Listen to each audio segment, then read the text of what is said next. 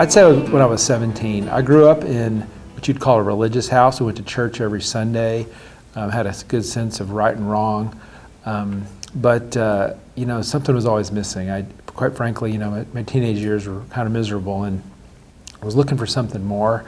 And I went to an organization called Young Life. A good friend of mine in high school took me there, and it was just a lot of fun. There was 300 kids in a local pool club house, just singing crazy songs, doing crazy skits, and it was about an hour long. And in the last 10 minutes, this guy would get up there, and he would just talk about the person of Jesus Christ and how the God of the universe wanted a relationship with us through Jesus Christ. And I never in all my life had heard about this idea of a personal relationship with God through Jesus Christ.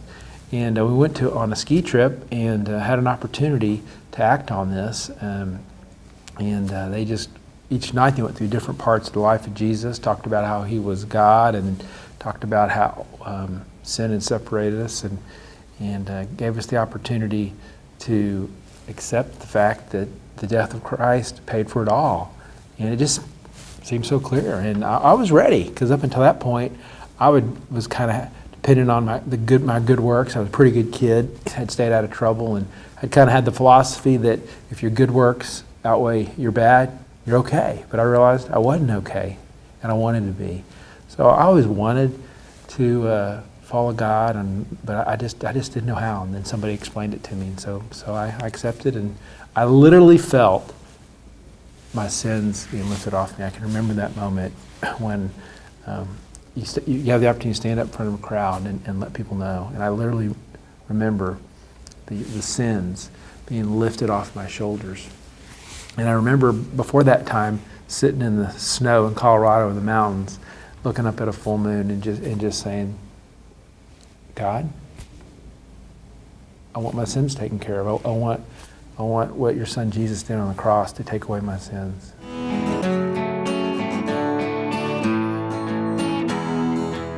In a word, he's become the Lord of my life. He's become everything.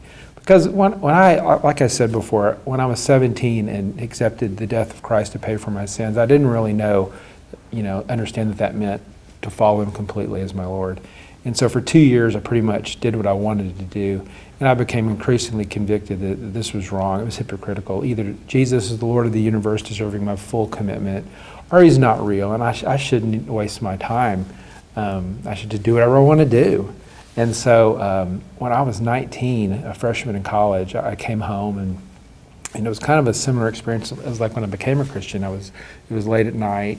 I was kind of sitting there in the dark, just really thinking things over. And instead of being in the snow in Colorado, now I'm at my bedroom in Houston, Texas, and I just cried out to God, saying, if you're real, if Jesus is your son, if following him is the way, I need you to provide me Christian friends, because I'd been real alone at college, trying to be a Christian, and had no friends.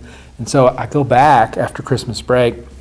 And right across the hall, there's a guy named Steve who'd been there the whole time. And we ended up becoming good friends. And the RA in my dorm, he was a Christian. And I met all of these Christians right there in my dorm that were there the whole semester. And I just didn't have eyes to see. And from there, I got involved in Young Life training. I became a Christian through Young Life because they offered being leaders. I got involved in Campus Crusade Bible studies and went on mission trips. And I guess you would say I just began to take steps of obedience. And so this is what I discovered. When you take steps of obedience, God always shows up. But until you do, he doesn't. He's waiting for us to obey. Obedience is the supreme thing. And he won't be anything but God in your life. And so, but when you obey, he gives you intimacy with him. He provides you friends. He provides you purpose. Jesus he's given me relationships, and he's given me purpose. I guess those are the two most amazing things that he's given me.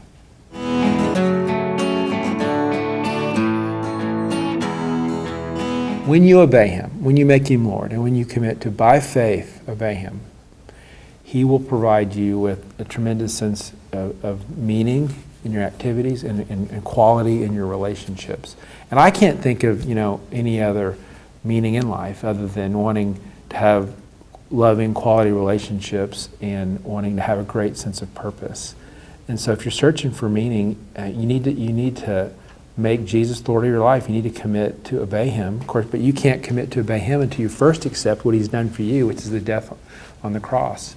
And he will give you most incredible relationships. They won't be perfect, they won't be without pain, because we still are sinful people, but he will give you just amazing relationships with people, and he'll give you amazing sense of purpose, because he's given all of us gifts have been created in our DNA, gifts, and these gifts will bloom and explode, and you'll get to be used to do incredible things for him to change the world and change other people.